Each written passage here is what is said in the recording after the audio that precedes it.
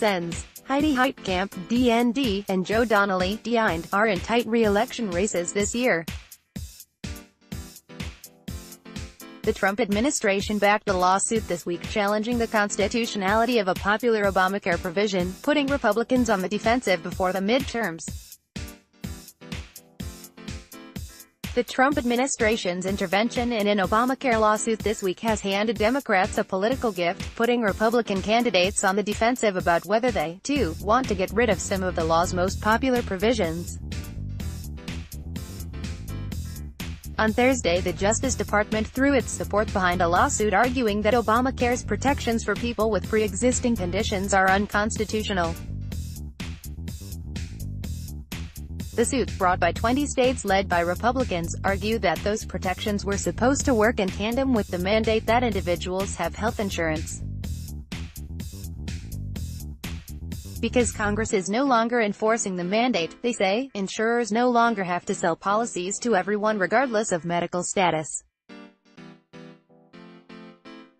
While this policy isn't new for the administration, the suit puts it front and center just as this year's midterm elections are heating up. And it means that Republican candidates, some in states that Donald Trump won in 2016, will have to make a decision. Do they back the president and say they don't believe insurers should have to cover people with pre-existing conditions, or do they publicly distance themselves from him? Democrats have wasted no time in taking advantage of the administration's move. On Monday, the Democratic Congressional Campaign Committee announced a 5-figure digital ad campaign on Facebook, focusing on voters in 20 districts. The ads, going after vulnerable GOP representatives, warned that Republicans will gut protections for people with pre-existing conditions. The Democratic Senatorial Campaign Committee put out press releases in 12 states, urging people to ask GOP candidates and senators whether they think covering pre-existing conditions is unconstitutional. American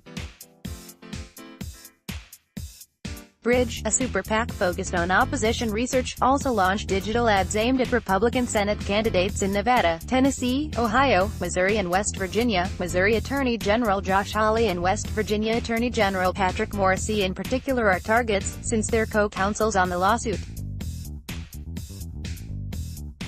Democratic senators up for re-election in states that Trump won, such as Tammy Baldwin, Wis, Joe Donnelly, DIND, Heidi Heitkamp, ND, and Claire McCaskill, Mo, quickly put out statements blasting the administration for signing on to the suit. State Democratic parties, in Missouri, Montana, West Virginia and Wisconsin, put out press releases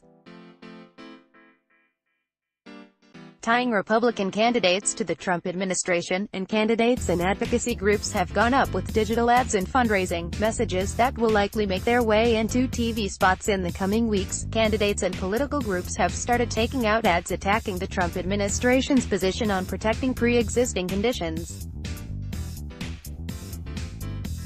The Montana Democratic Party sent out a fundraising email on June 11 to capitalize on the Trump administration's announcement that the Justice Department would support 20 states' lawsuit against the Affordable Care Act.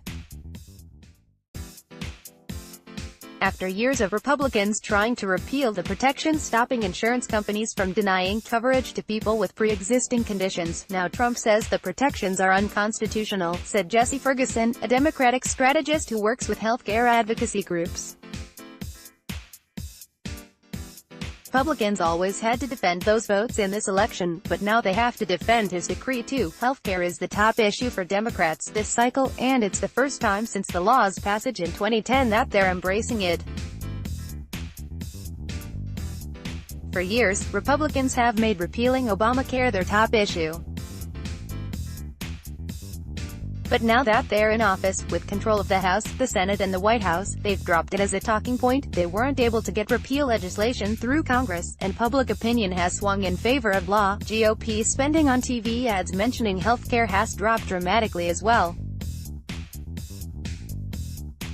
In the last midterm elections in 2014, anti-Obamacare forces spent $42,337,730 on TV ads, while pro-Obamacare forces spent $6,283,210 through May, according to an analysis by Cantor Media, CMAG for HuffPost. So far this cycle, by contrast, $11,445,830 has been spent on anti-Obamacare ads and $9,293,210 on pro-Obamacare ads. Download. Do you have information you want to share with HuffPost? Here's how.